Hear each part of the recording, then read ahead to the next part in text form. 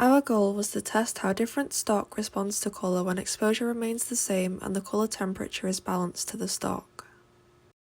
The 4 types of film stock that we chose were 50D, 200T, 250D, and 500T. This gave us a variety of film speeds and temperatures. We decided to keep the shot very simple, with no camera movement and minimal movement from our actor. This would help us to keep the shot itself consistent so we can easily compare the colour results. We predicted that the 2 tungsten stocks, 200T and 500T, will be more sensitive to orange and produce a warmer colour, while the 50D and 250D that are balanced to daylight will produce shots that have cooler tones.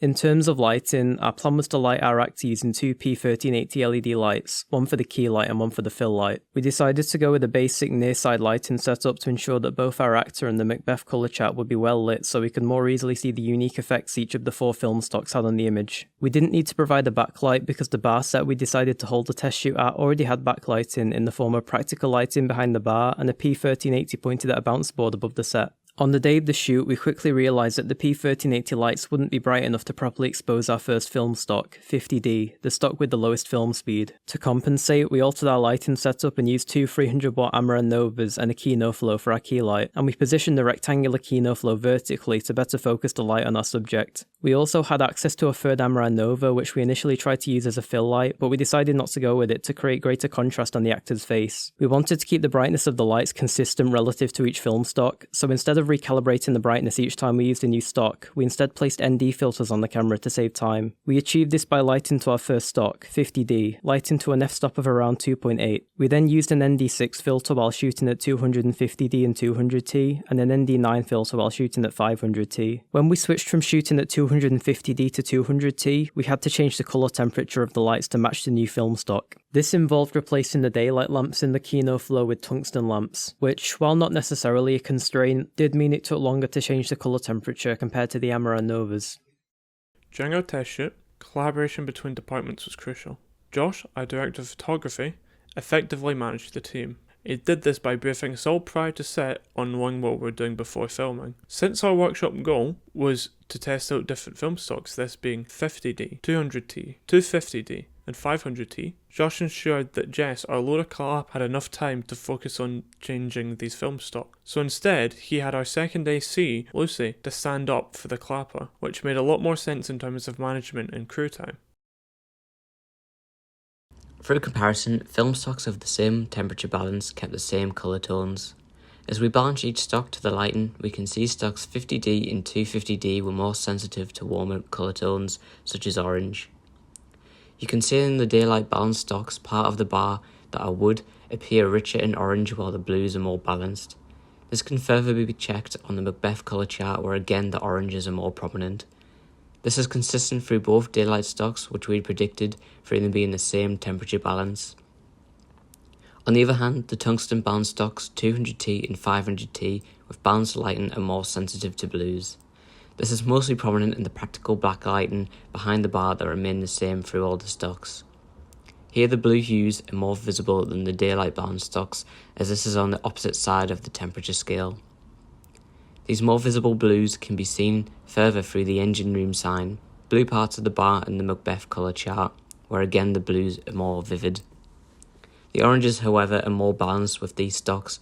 Comparing it to the daylight stocks, the same wood parts of the bar appear softer in its colour. The results of our test shoot contradict our initial hypothesis. Originally, we had theorised that tungsten film stocks would be more sensitive to orange, so therefore the 200T and 500T film stocks will produce a warmer looking image with strong orange highlights, and that our daylight film stocks, 50D and 250D, will be more sensitive to blues, making the image cooler. However, after reviewing the footage from our test shoot, we can conclude that the opposite had happened.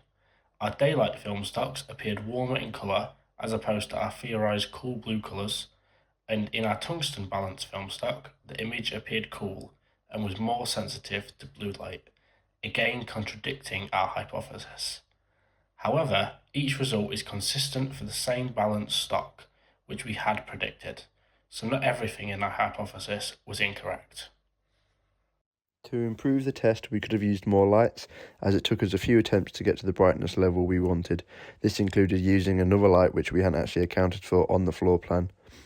We also moved all the lights onto the left-hand side as a key light in order to enhance our model as much as possible.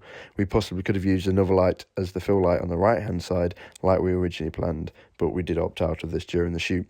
We originally wanted P1 380s, but used the Amaran Nova lights instead. Whether or not this would have hindered our hypothesis is up to debate, and we would need to retest to be completely sure.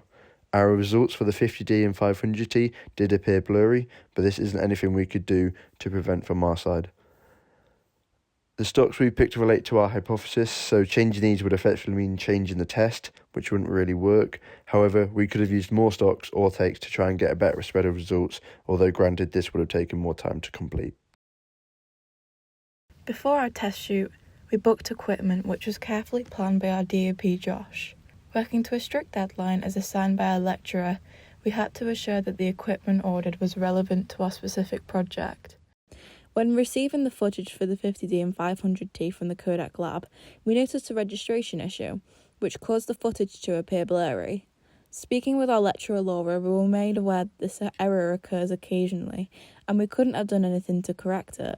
Next time, we should ensure the magazine is fully connected to the camera, listening for a click to ensure it's secure.